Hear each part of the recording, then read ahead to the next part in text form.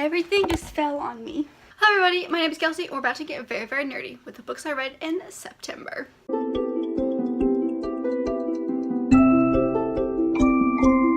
So last month was a really good month, which I was scared about considering I was coming off of the high of having read like 12 books in the month of August for the readathon. So I was really worried that I was going to go into a slump, which I didn't. But I actually ended up also reading 12 books in September. Now I will say 7 of these are graphic novels from the same series, so hopefully this wrap up will not take as long as last month's because I'm going to do all of those together because they're a series.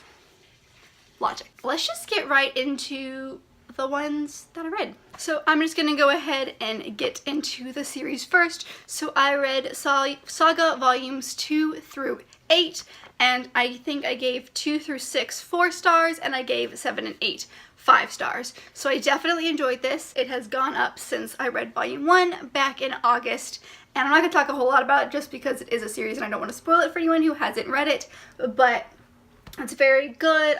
There's a lot of different layers going on, and there's a lot of like, wait, what moments like in it, and it's just like shocking. I loved it. I'm trudging through the 9th volume right now as I'm recording this, so trying to make it through that one, but there's nothing that is out currently after that one. I heard there's a really big plot twist at the end of that. I read some reviews, and I'm so scared that I've like made it halfway and not tried any more just because I think I'm scared that it's gonna get bad. I felt like most of these ended on some kind of cliffhanger, but like a really good one that made me just gonna go, oh my gosh, not one that, you know, made me hate everything in the world. So I definitely enjoyed this series. I'm not a huge fan of sci-fi, I've said it before, but I'm definitely enjoying this one, and I like where it's going. So fingers crossed that it's not too bad at the end. I don't know. I'm real scared, guys. I'm like terrified. So the next book that I read was Jane Eyre by Charlotte Bronte. I listened to an audiobook of this one. This is probably one of my favorite books, and it was in my favorite books haul like way back when I started my channel. But I've discovered something about myself. I love the story of Jane Eyre, but I cannot stand the writing, and I don't know if it's just because I am not attuned to it like I used to be. I don't know what it is, but lady just takes forever to say anything, and it like forever, and her writing is gorgeous, but like it takes so long to get to some of the points that I get bored and I space out, and then I listen and I'm like, oh no, I've been spacing out for the past 2 minutes, and I come back and we're still talking about the exact same thing that we were talking about before. But I still really, really liked this. I'd seen so many adaptions that I'd forgotten what the end of the book actually was like. So I'm really glad that I read this via audiobook, because otherwise I probably would have stopped halfway through, sadly. But I would still consider this one of my favorites.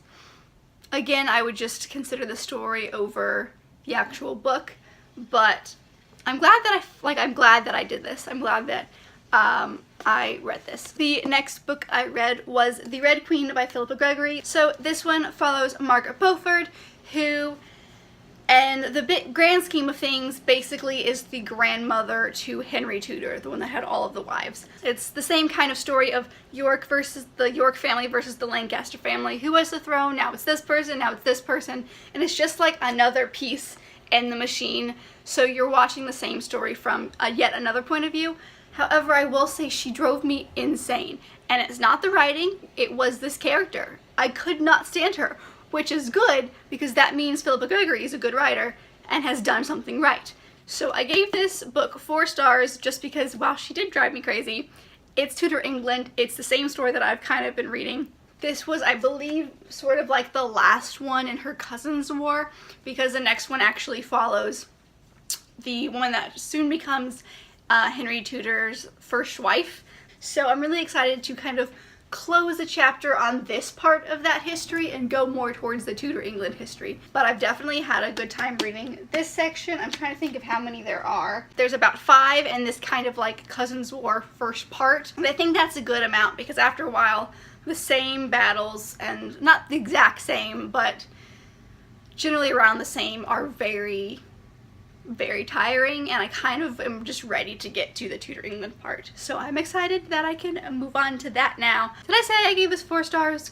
That I gave this 4 stars. The next book is one that I don't actually have a copy of yet. That is One Dark Throne by Kendare Blake. It is the second in her 3 Dark Crowns series, and oh my goodness, so much happened. And I totally understand why everyone says that the first one is hard to get through because it's all of that world building, but when you get to the second one, it's a lot better.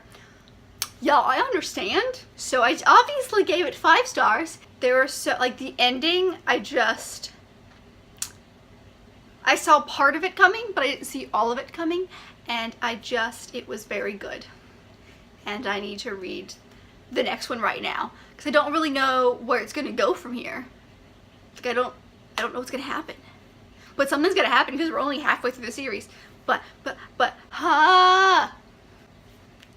So the next book that I read is The Jane Austen Project by Kathleen A. Flynn. I gave this one 5 out of 5 stars. It's really, really interesting. So this book follows 2 main characters, Rachel and Liam, and they are from the future. This future seems very similar to kind of our present, but the key main difference is that time travel exists. They've found a way to do that.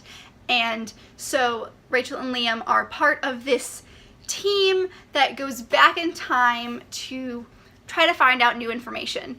And their goal specifically was to find a lost manuscript that belonged to Jane Austen. So their goal is to befriend Jane Austen and get this manuscript from her without changing too much so that the future doesn't change. I am a sucker for anything Jane Austen, but this one was so interesting because they had to go back in time. They were pretending to be brother and sister, and they couldn't even stand each other at first. And it was a really good story. I loved watching these characters develop, especially Rachel, because in this world, like where the future basically, she's a doctor. That's what she knows. And she's a very strong, like, go get it kind of girl. But when you go back into like Regency and Victorian England, women had no power, and so she couldn't be a doctor, she couldn't do all these things. So it was really, really interesting to see her kind of have to like take that part of her and like hide it, but it would still like come out, and that like was what Jane Austen was like, and hello, now we are friends. So I just loved everything about the story. It was such a weird concept to me. I wasn't quite sure how I was gonna do with the whole like science fiction-y kind of technology aspect of it, but it worked really, really, really, really well. I think that the writing was gorgeous, and I had a huge blast reading this book. So if that at all sounds interesting to you, by all means go read it. I highly suggest it. And so the last book that I'm going to talk about today is P.S. I Still Love You by Jenny Han. This is the second in her To All the Boys I've Loved Before series. This one I have been midway reading for like 3 or 4 months. Like, it's insane. I've read about halfway through it, and then I just couldn't pick it back up again.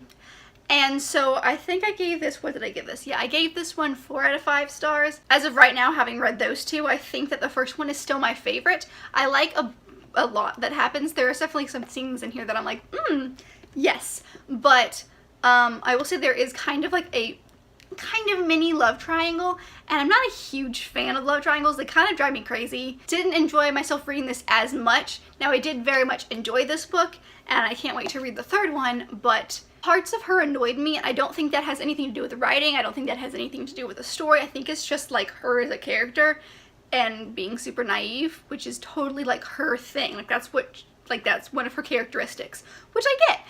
It like something like didn't sit right with me at the very beginning. So once I got near the end of it, I think I was like, okay, and like evened itself out, which is why it ended up getting 4 stars.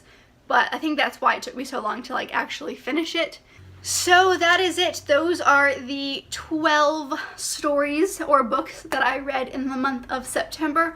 Let me know what you guys think of any of the books that I haven't mentioned today. Let me know down in the comments what was some of your favorite reads in the month of September. Thank you guys so much for watching. Make sure to give this video a big thumbs up if you liked it, and subscribe if you're not already part of this awesome growing family that we've got going on over here. Thank you so much for watching and making it to the end of this video, and I will see you in my next one. Bye!